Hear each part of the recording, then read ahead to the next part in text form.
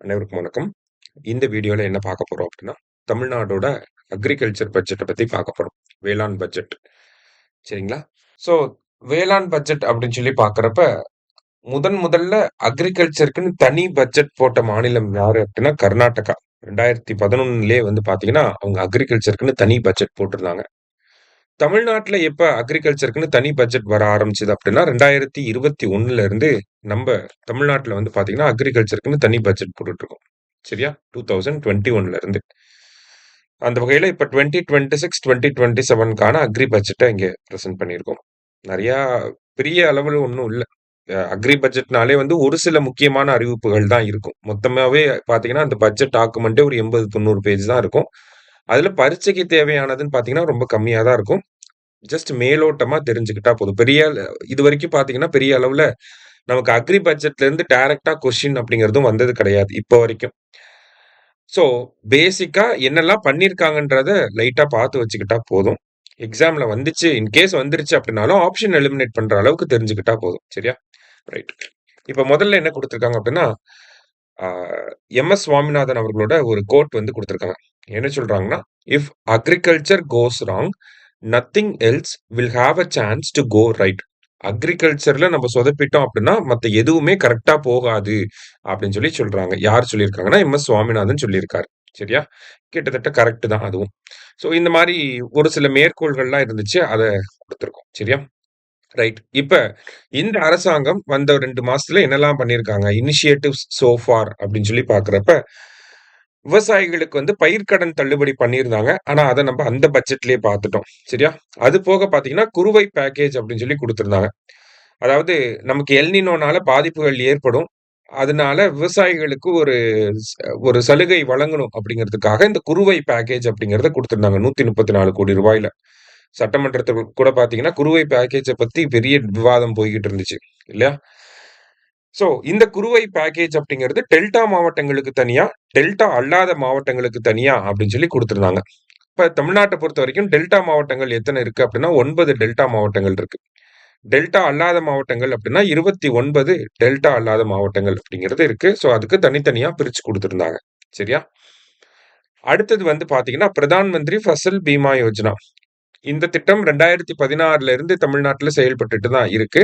அந்த திட்டத்த 2026, 27 நிதியாண்டுலயும் தமிழ்நாடு அரசாங்கம் செயல்படுத்த தான் போறாங்க அப்படிங்கிறத இங்க குடுத்திருக்காங்க.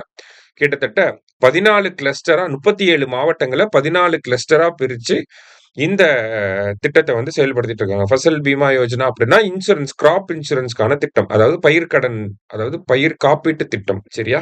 ஸோ அத இந்த வருஷமும் நாங்க இம்ப்ளிமெண்ட் பண்ண போறோம் அப்படிங்கிறத சொல்லியிருந்தாங்க. அடுத்தது இது வந்து பார்த்தீங்கன்னா, டிஸ்ட்ரிக்ட் அக்ரிகல்ச்சுரல் கன்டின்ஜென்சி பிளான் அப்படின்னு சொல்லி குடுத்திருக்காங்க. அதாவது எல்னினோ வந்து சூப்பர் எல்னினோ அப்படின்னு சொல்லி போகுங்கிற வாய்ப்புகள் இருந்துச்சு. சூப்பர் எல்னினோனா என்னன்னா, ஸ் a central and eastern Pacific ocean. அதாவது அந்த பசிபிக் ஓஷன்ல கடல் மட்ட வெப்பநிலை, சீ சர்ஃபேஸ் டெம்பரேச்சர் அப்படிங்கிறது ஆவரேஜ விட 2 டிகிரி செல்சியஸ்க்கு மேல போச்சு அப்படின்னா, அத சூப்பர் எல்னினோ அப்படின்னு சொல்லி சொல்லுவாங்க. ஓகேவா? பசிபிக் ஓஷனோட கடல் மட்ட வெப்பநிலை அப்படிங்கிறது 2 டிகிரி செல்சியஸ்க்கு மேல போச்சு அப்படிங்கிறப்ப, அத என்னன்னு சொல்றோம்? நம்ப சூப்பர் எல்னினோ அப்படின்னு சொல்லி சொல்றோம். ஸோ சூப்பர் எல்னினோ இருக்கறனால தமிழ்நாட்டுல விவசாயம் பாதிக்கப்படும் அப்படின்றத அரசாங்கம் பிரெடிக்ட் பண்ணியிருந்தாங்க. அந்த மாரி எத்தன மாவட்டங்கள்ல விவசாயம் பாதிக்கப்படும் அப்படின்னா, 12 மாவட்டங்கள்ல பாதிக்கப்படும் அப்படின்றத சொல்லியிருக்காங்க. இது முக்கியமான பாயிண்ட். சூப்பர் எல்னினோனால எவ்வளோ மாவட்டங்கள் பாதிக்கப்பட போகுது அப்படின்னா, 12 மாவட்டங்களுக்கு சிவியர் இம்பாக்ட் அப்படிங்கிறது இருக்கு. அதனால அரசாங்கம் என்ன பண்ணியிருக்காங்கன்னா, தமிழ்நாடு அக்ரிகல்ச்சர் யூனிவர்சிட்டியோட ஹெல்ப்ப வச்சு ஒரு டிஸ்ட்ரிக்ட் லெவல் பிளான் அப்படிங்கிறத போட்டிருக்காங்க. அந்த டிஸ்ட்ரிக்ட் லெவல் பிளான்ல என்ன பண்றாங்கன்னா, மாவட்ட ஆட்சியர்கள் வந்து அந்த மாவட்டம் பாதிக்கப்படாம இருக்கிறதுக்கான தடுப்பு நடவடிக்கைகள வந்து எடுத்திருக்காங்க அப்படின்னு சொல்லி குடுத்திருக்காங்க. சரியா? அவ்வளவுதான் அந்த இடத்துல சொல்லியிருக்காங்க. அடுத்தது இந்த பட்ஜெட்டோட டார்கெட் என்ன அப்படின்னு சொல்லி பார்த்தீங்கன்னா, அடுத்த 5 ஆண்டுகள்ல ஃபுட் கிரெயின் புரொடக்ஷன் அப்படிங்கிறது 131,00,000 மெட்ரிக் டன்ஸ் வந்து இருக்கணுங்கிறத சொல்லியிருக்காங்க. அதே மாரி இந்த நிதியாண்டுல அ ஃபுட் கிரெயின் புரொடக்ஷன் அப்படிங்கிறது 125 மெட்ரிக் டன்ஸ் இருக்கணும் அப்படிங்கிறது சொல்லியிருக்காங்க. ஜஸ்ட் வேல்யூஸ் தான் மனப்பாடம் பண்ணா போதும். இப்பதான் திட்டத்துக்குள்ள வரோம். திட்டம் அப்படின்னு சொல்லி பார்க்கிறப்ப தமிழ்நாடு சாயில் ஃபெர்டிலிட்டி மிஷன் அதாவது மண் வளத்தை காப்பாத்துறதற்கான ஒரு திட்டம் அப்படிங்கிறத போட்டிருக்காங்க. அடுத்த 5 ஆண்டுகளுக்கு இந்த சாயில் ஃபெர்டிலிட்டி மிஷன் அப்படிங்கிறது நடைமுறையில இருக்க போகுது. இந்த மிஷன் வந்து பார்த்தீங்கன்னா, எத்தன காம்போனன்ட்ஸ் இருக்கு அப்படின்னா 10 காம்போனன்ட்ஸ் 10 கூறுகளோட இந்த திட்டத்த நடைமுறைப்படுத்த போறாங்க. ஓகேவா? சாயிலோட ஃபெர்டிலிட்டிய செக் பண்றது, அதுக்கு தேவையான உரங்கள போடுறது, ஆர்கானிக் ஃபார்மிங் பண்றது, இந்த மாரி ஒரு 10 காம்போனன்ட்ஸ் இருக்கு. எத்தன காம்போனன்ட்ஸ் இருக்குங்கிறத தெரிஞ்சுக்கிட்டா போதும். சரியா? சாயில் ஃபெர்டிலிட்டி மிஷன் அப்படின்னா 10 காம்போனன்ட்ஸோட இந்த திட்டத்த செயல்படுத்துறாங்க அப்படிங்கிறத நம்ம புரிஞ்சுக்கிறோம். அதுல முக்கியமான விஷயம் என்ன அப்படின்னா, ஆர்கானிக் ஃபார்மிங்க ப்ரமோட் பண்றாங்க தமிழ்நாடு ஃபுல்லா. ஓகேவா? அந்த ஆர்கானிக் ஃபார்மிங்க ப்ரமோட் பண்ணி, அதுக்கு என்ன பண்றாங்க அப்படின்னா, ஒரு ஏக்கருக்கு ரூ. 4,000 அப்படின்னு சொல்லி விவசாயிகளுக்கு இன்சென்டிவ்ஸ் வந்து குடுக்குறாங்க. ஆர்கானிக் ஃபார்மிங் பண்றாங்க அப்படின்னா, அவங்களுக்கு ஒரு ஏக்கருக்கு ரூ. 4,000 அப்படிங்கிறத அரசாங்கம் வழங்க ரெடியா இருக்காங்க. ஸோ ஆர்கானிக் ஃபார்மிங் பண்றப்ப சாயிலோட ஃபெர்டிலிட்டி நல்லா இருக்கும் அப்படிங்கிற காரணத்தினால. அடுத்தது உழவர் ஏஐ ஸ்கீம் அப்படின்னு சொல்லி குடுத்துருக்காங்க. அதாவது உழவர்களுக்கான ஆர்டிபிஷியல் இன்டெலிஜென்ஸ் ஸ்கீம். இதுல ஒண்ணும் கிடையாது. ஏஐ அண்ட் மெஷின் லேர்னிங் இந்த டெக்னாலஜிலாம் யூஸ் பண்ணி என்ன பண்றாங்கன்னா, வெதர் ஃபார்காஸ்டிங் பண்றாங்க. மழை பெய்யுமா? பெய்யாதா? அப்புறம் சாயிலோட ஹெல்த் நல்லா இருக்கா? நல்லா இல்லையா? இந்த சாயில்ல ஃபெர்டிலிட்டி இருக்கா? அத எப்படி நம்ம மேனேஜ் பண்ணலாம்? அடுத்தது டிசீஸ் இந்த கிராப் நான் ஒரு பயிர் போடுறேன். இப்ப காட்டன் விளைவிக்கிறேன் அப்படின்னா, அதுக்கு என்ன டிசீஸ்லாம் வர்றதுக்கு வாய்ப்பு இருக்கு? அடுத்தது இந்த கிளைமேட்டிக் கண்டிஷன் இப்ப எங்க ஊர்ல வந்து வெயில் தான் அடிக்க போகுது, மழை பெய்யாதுன்னு சொல்ட்டாங்க. அப்ப அந்த கண்டிஷன்ஸ்க்கு நான் என்ன கிராப்ப வந்து பயிரிடணும்? இந்த மாதிரியான அட்வைஸ குடுக்கறதுக்காக இந்த உழவர் ஏஐ ஸ்கீம் அப்படிங்கிறத இம்ப்ளிமெண்ட் பண்ண போறோம் அப்படிங்கிறத சொல்லியிருக்காங்க அரசாங்கம். அடுத்தது தமிழ்நாடு மில்லட் மிஷன் அப்படிங்கிறது முன்னாடியில இருந்தே நடைமுறையில இருக்கு. 2023ல இருந்தே தமிழ்நாடு மில்லட் மிஷன் அப்படிங்கிறது இருக்கு. அது அது வந்து சிறுதானியம் அப்படின்னு சொல்லுவாங்க. இங்க மைனர் மில்லட் அப்படின்னா குறுதானியங்கள் அப்படின்னு சொல்லுவாங்க. ஸோ தமிழ்நாடு குறுதானியம் இயக்கம் அப்படிங்கிறத ஒண்ணு புதுசா கொண்டு வர போறாங்க. அந்த குறுதானிய இயக்கம் அப்படிங்கிறது தமிழ்நாட்டுல இருக்கக்கூடிய 29 மாவட்டங்கள்ல நடைமுறைப்படுத்தப்படும் அப்படிங்கிறத சொல்லியிருக்காங்க. ஸோ குறுதானியங்கள்னா இங்க குடுத்தாங்க லிட்டில் மில்லட், ஃபாக்ஸ்டெயில் மில்லட் அந்த மாதிரிலாம் பேர் குடுத்துருக்காங்க இல்லையா? ஜஸ்ட் அத பார்த்து வச்சுக்கோங்க. அடுத்தது காட்டன் ரெனைசன்ஸ் மிஷன். ஸோ பருத்தி அப்படிங்கிற இந்த ஒரு விஷயம் பார்த்தீங்கன்னா, பருத்திய வந்து நம்ம ஒயிட் கோல்ட் அப்படின்னு சொல்றோம். காட்டன வந்து ஒயிட் கோல்டுன்னு சொல்றோம். இது எக்ஸாம்ல கேட்கலாம். அடுத்தது காட்டன் நம்ம என்னன்னு சொல்றோம்னா, கிங் ஆஃப் ஃபைபர் அப்படின்னு சொல்லி சொல்றோம். ஓகேவா? இதெல்லாம் எக்ஸாம்ல கேட்கக்கூடிய ஏரியா.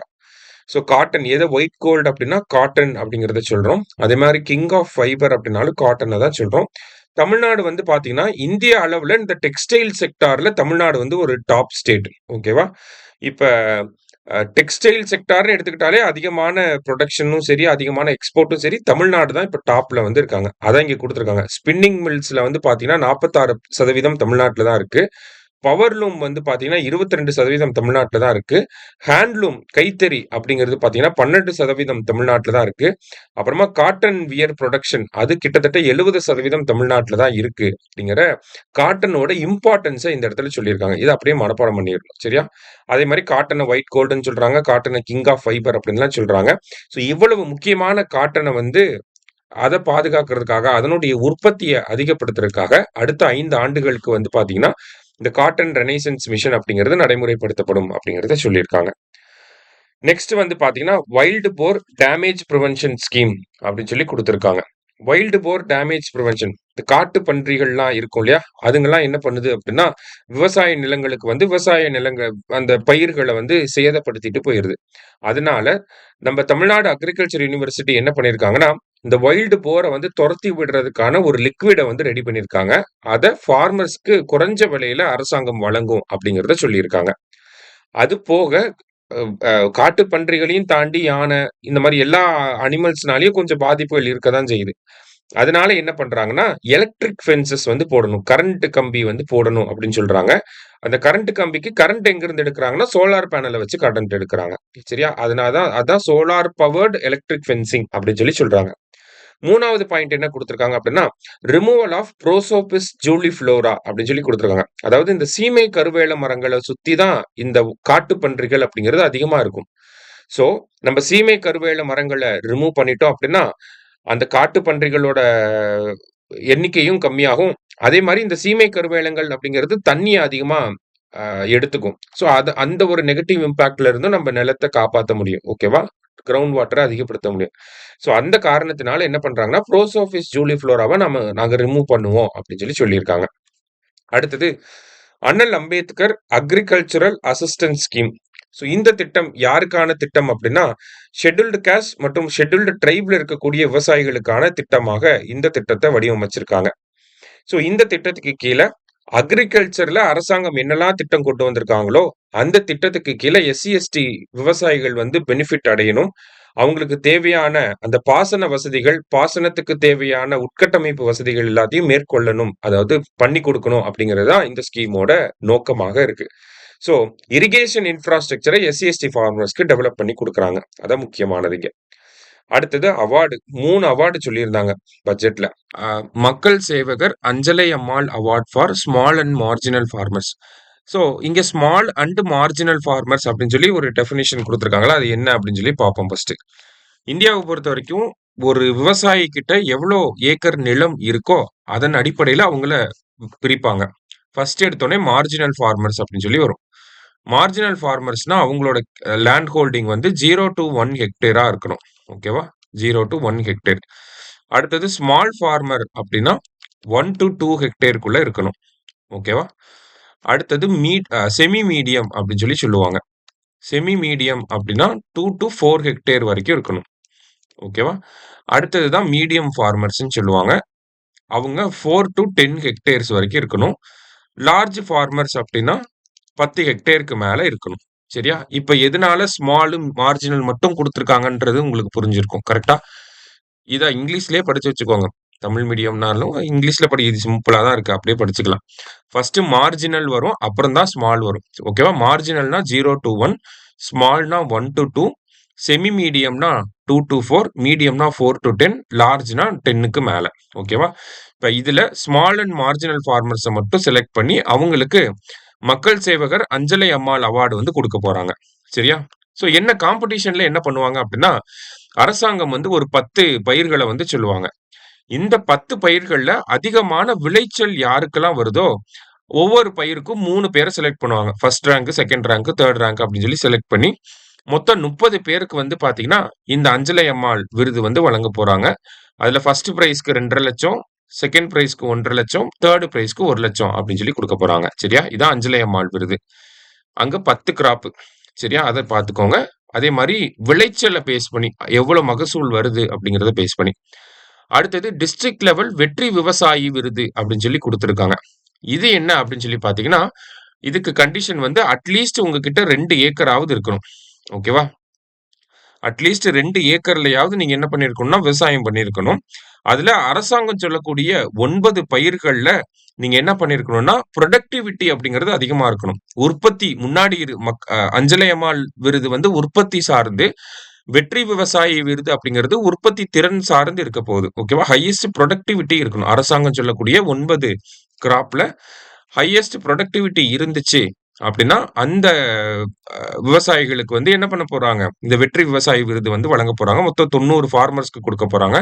முதல் பரிசு 50,000, 2வது பரிசு வந்து 25,000 அப்படிங்கிற கணக்குல கொடுக்க போறாங்க. அடுத்தது Nammalvar award for best organic farmer. யாரெல்லாம் ஆர்கானிக் ஃபார்மிங் வந்து பண்றாங்களோ, இயற்கை ஆர்கானிக் ஃபார்மிங் அதுதான் பண்றாங்களோ அவங்களுக்கு இந்த நம்மாழ்வார் விருது வந்து வழங்க போறாங்க. ஒரு வருஷத்துக்கு 5 ஆர்கானிக் ஃபார்மர்ஸ்க்கு வந்து 5 பேருக்கு வந்து கொடுக்க போறாங்க. சரியா. ஒருத்தருக்கு 2 லட்சம் ரூபாய் கொடுப்பாங்க. அதே மாதிரி சர்டிபிகேட் வந்து கொடுப்பாங்க. ஓகேவா. ஸோ இதெல்லாம் 3 அவார்டு. 3 அவார்டையும் பார்த்து வச்சுக்கோங்க. இது பரீட்சையில கேட்கறதுக்கு வாய்ப்பு இருக்கு. அடுத்தது பனைமரங்களுக்கான திட்டம். பனைமரங்களை பாதுகாக்கக்கூடிய திட்டம் அப்படின்னு சொல்லியிருந்தாங்க. ஸோ அதுல பனைமரங்களை பாதுகாக்க போறாங்க. அந்த பனைமரங்களுக்கு பட்ஜெட்ல என்ன சொல்றாங்க அப்படின்னா, தமிழ்நாட்டுல பனைமரங்களை கற்பக விருட்சம் அப்படின்னு சொல்றாங்கன்றத மென்ஷன் பண்ணியிருந்தாங்க. அடுத்தது பனைமரங்களுக்கான ரிசர்ச் ஸ்டேஷன் எங்க இருக்குன்னா, தூத்துக்குடி மாவட்டம் கிள்ளிக்குளம் அப்படிங்கிற பகுதியில இருக்கு அப்படிங்கிற தகவலை கொடுத்திருந்தாங்க. இது நமக்கு எக்ஸாம் பாயிண்ட் ஆஃப் வியூ பார்த்து வச்சுக்கிறோம். அடுத்தது வெற்றி இல்லத்தரசி வீடு தோட்டம். அதாவது வீட்டிலேயே வந்து இந்த சின்ன சின்ன பயிர்களை போடுறது, தக்காளி செடி வைக்கிறது, கருவேப்பிலை செடி வைக்கிறது, அந்த கிரீன் சில்லி செடி வைக்கிறது, இந்த மாதிரியான விஷயங்களை வந்து ப்ரொமோட் பண்றாங்க. இதே நீங்க அர்பன் ஏரியால இருந்தீங்கன்னா வீட்டு மொட்டை மாடியில, ரூரல் ஏரியால இருந்தீங்கன்னா வீட்டுக்கு முன்னாடி வீட்டுக்கு பின்னாடி எல்லாம் நம்ம வைப்போம் இல்லையா, கொல்லப்புறத்துல எல்லாம் வைப்போம் இல்லையா, அந்த மாதிரி விஷயங்களை வந்து ப்ரொமோட் பண்றதுக்காக இந்த வெற்றி இல்லத்தரசி வீடு தோட்டம் அப்படிங்கிற திட்டத்தை கொண்டு வந்திருக்காங்க. அடுத்தது Tamil Nadu micro green scheme. Micro Green's. இந்த மைக்ரோ கிரீன்ஸ் அப்படிங்கிறது இப்ப நம்ம அதிகமா கன்சியூம் பண்ண ஆரம்பிச்சுட்டோம். எக்ஸாம்பிள்க்கு இந்த ஜிம்முக்கு போற டீம்ல ப்ரோக்கோலி சாப்பிடுவாங்க.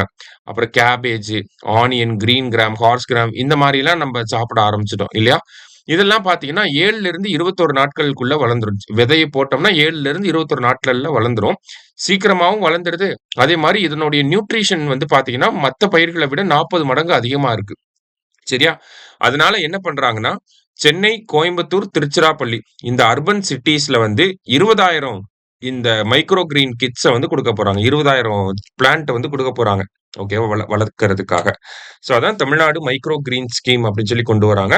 3 ஊர்ல சென்னை, கோயம்புத்தூர், திருச்சிராப்பள்ளி. சரியா? அடுத்தது Tamil Nadu coconut processing corporation.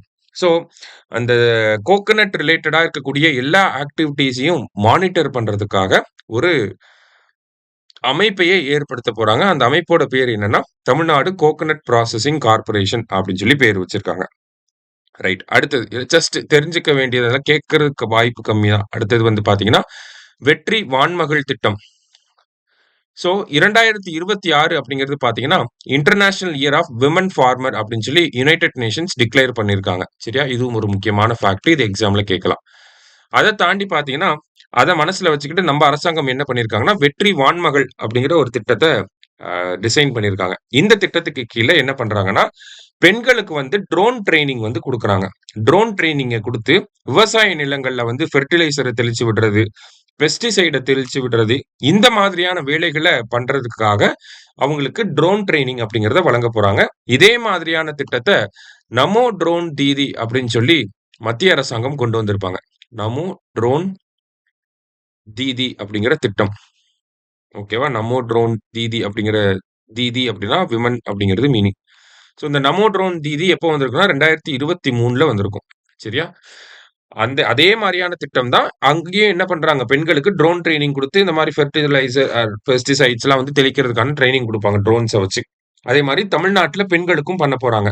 So இந்த வெற்றி வான்மகள் திட்டத்துல என்ன பண்ண போறாங்கன்னா, 500 பேர செலக்ட் பண்ண போறாங்க. அந்த 500 பேர்ல கண்டிப்பா 100 பெண்கள் வந்து இருக்கணும்.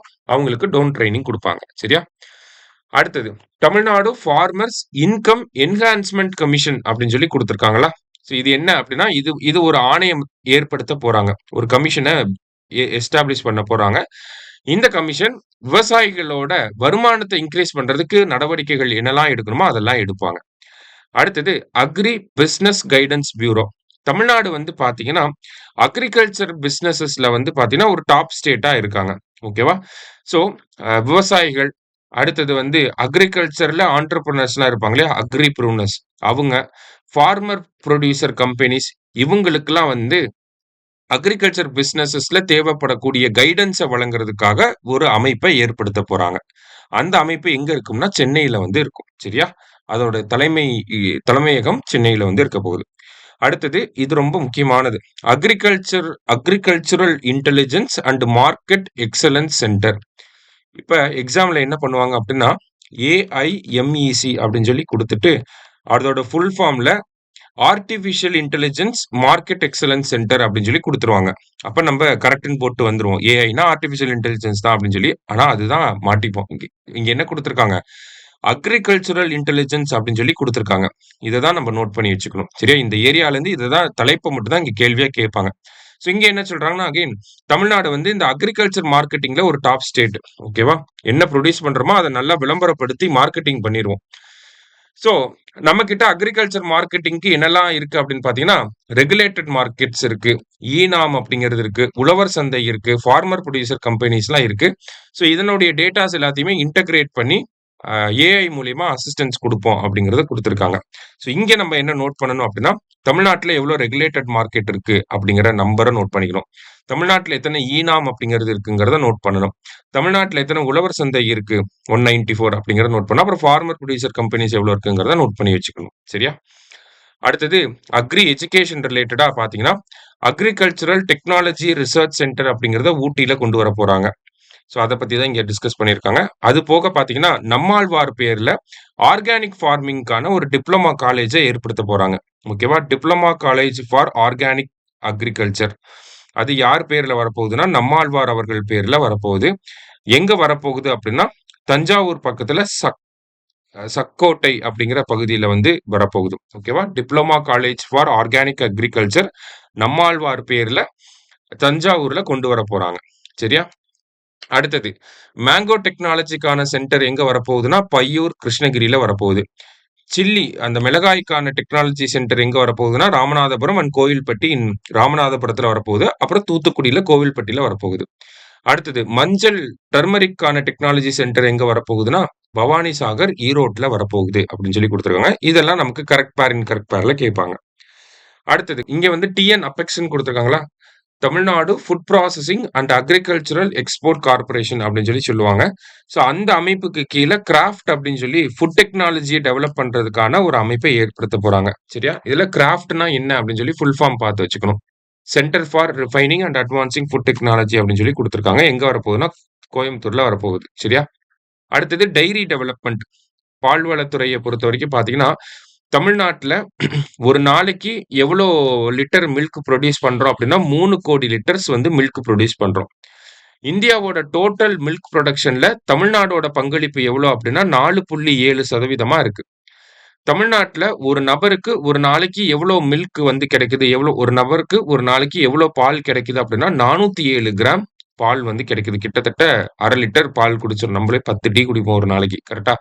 ஸோ அப்படி பார்க்கிறச்ச, பெர் கேப்பிட்டா மில்க் அவைலபிலிட்டி அப்படிங்கிறது 407 கிராம்ஸ் வந்து இருக்கு. இந்த 3 டேட்டாவும் நமக்கு எக்ஸாம்ல தேவைப்படும். அத மனப்பாடம் பண்ணி வச்சுக்கோங்க. சரியா? ஸோ அக்ரிகல்ச்சர் பட்ஜெட் அப்படின்னு சொல்லி பார்த்தா கொஞ்சம் தான் இருக்கு. ஆனா 2 பட்ஜெட்டையும் சேர்த்து பார்த்தோம்னா, நெறைய கன்டென்ட் வந்து நமக்கு எக்ஸாம் பாயிண்ட் ஆஃப் வியூல தேவைப்படும். ஸோ நல்லா படிச்சு வச்சுக்கோங்க. அண்ட் இந்த அக்ரிகல்ச்சர் பட்ஜெட்டோட ஒரிஜினல் பிடிஎஃப் தமிழ் அண்ட் இங்கிலீஷ்ல ஹைலைட் பண்ணியே உங்களுக்கு டிஸ்கிரிப்ஷன்ல குடுத்துருக்கோம். அத எடுத்து யூஸ் பண்ணிக்கோங்க. சரியா? Thank you.